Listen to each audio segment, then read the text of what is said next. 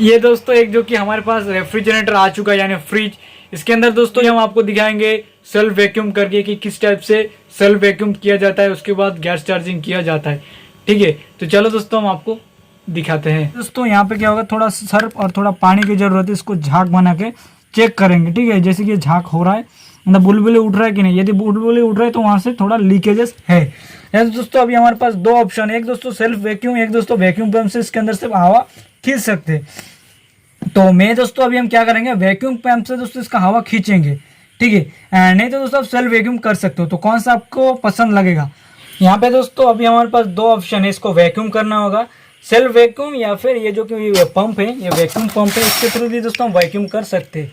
यहाँ पे दोस्तों मेरी इच्छा था जो कि वैक्यूम सेल्फ वैक्यूम से करने का, लेकिन दोस्तों ये वाला नहीं होगा आपके पास, तब दोस्तों ये इसको डायरेक्ट जैसे सेल्फ वैक्यूम कर सकते हो। वैक्यूम पंप यदि आपके पास नहीं है, जो कि पहले लगता है जो कि सेल्फ वैक्यूम किया था। तो चलो दोस्तों अभी हम जो कि सेल्फ वैक्यूम ही करते हैं। यहाँ पे दोस्तों क्या करना होगा, इसको कटिंग करना होगा। यहाँ पे दोस्तों हम जो हैक्सो है ना, इसके थ्रू कटिंग करते हैं तो क्या होगा, इसका छेद जो कि अच्छे से दिखेगा।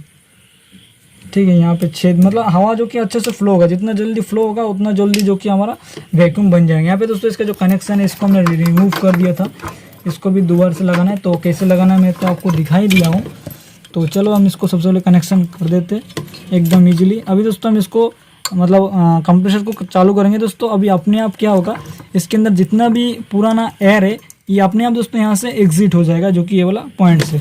ठीक है, यदि दोस्तों एग्जिट नहीं हो रहा है या फिर एग्जिट होते समय हम चेक करेंगे कहीं से बुलबुले तो नहीं खींच रहा है या फिर बुलबुले तो नहीं निकल रहा है, तो दोस्तों हम चेक करना। एग्जिट यदि दोस्तों नहीं हो रहा है, मतलब बुलबुले निकल ही रहा है, तो इसका मतलब दोस्तों कहीं से लीकेजेस है। तो चलो दोस्तों हम इसको करते हैं चालू करना तो देखेंगे इसका हम जो कि एम्पियर। ठीक है, तो इसको दोस्तों हम चालू कर दूँ। यहाँ पे मैं आपको दिखा देता हूँ आपको एम्पियर, तो जो कि 0.6 है।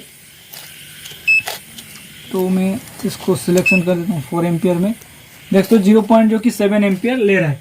और यहाँ पे दोस्तों आप देख सकते हो जो कि इसका हवा जो कि यहाँ से निकल रहा है, और हमने सर्फ और पानी ले लिया हूँ ये वाला। इसके अंदर दोस्तों देखोगे आप बुलबुल निकल रहा है, बहुत ही ज़्यादा अभी निकलेगा, ये देख रहे हो।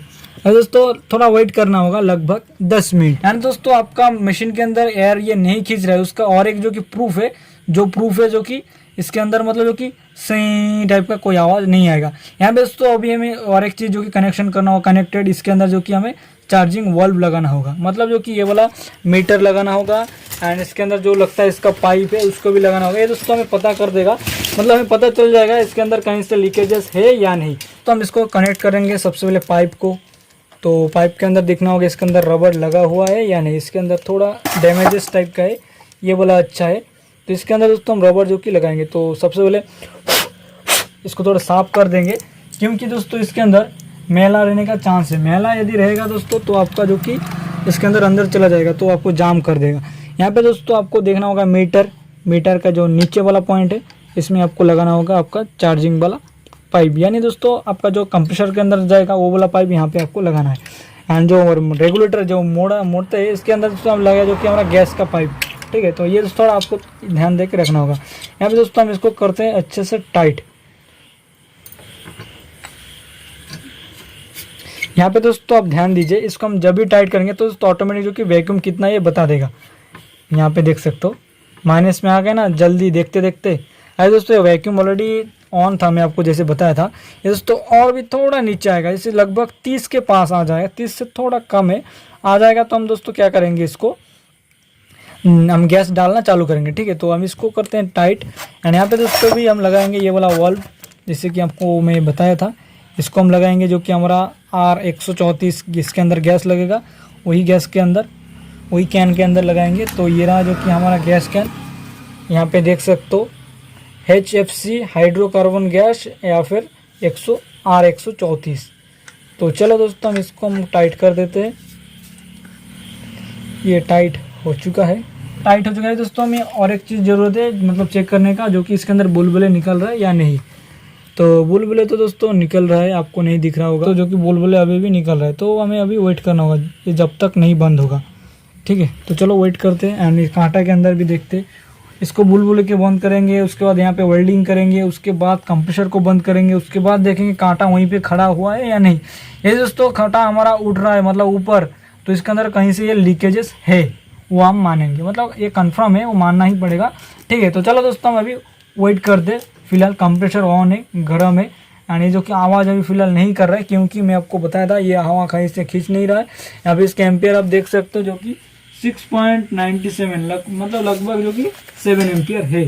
चलो दोस्तों अभी हम 5 मिनट का वेट करते हैं। यहाँ पे दोस्तों देख सकते हो इसके अंदर सेल्फ वैक्यूम कंप्लीट हो चुका है। यहाँ पे देख सकते हो कोई भी जो कि बुलबुले मतलब नहीं निकल रहा है। अभी दोस्तों देख सकते हो जो कि कोई भी बुलबुले नहीं निकल रहा है। इसके अंदर ओपनली मूव है, मतलब इसका मुंह जो कि ओपन है।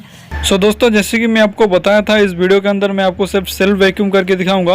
एंड अगले वीडियो में दोस्तों आपको पार्ट 2 आएगा, जिसके अंदर हम दोस्तों गैस चार्जिंग करके आपको बताएंगे। अगले वीडियो दोस्तों देखने के लिए हमारे चैनल को सब्सक्राइब कर रखें। वो वीडियो के अंदर मैं आपको इसको गैस चार्जिंग करके दिखाऊंगा। इसके जो पार्ट 2 है उसके अंदर आपको सब कुछ देखने को मिलेगा।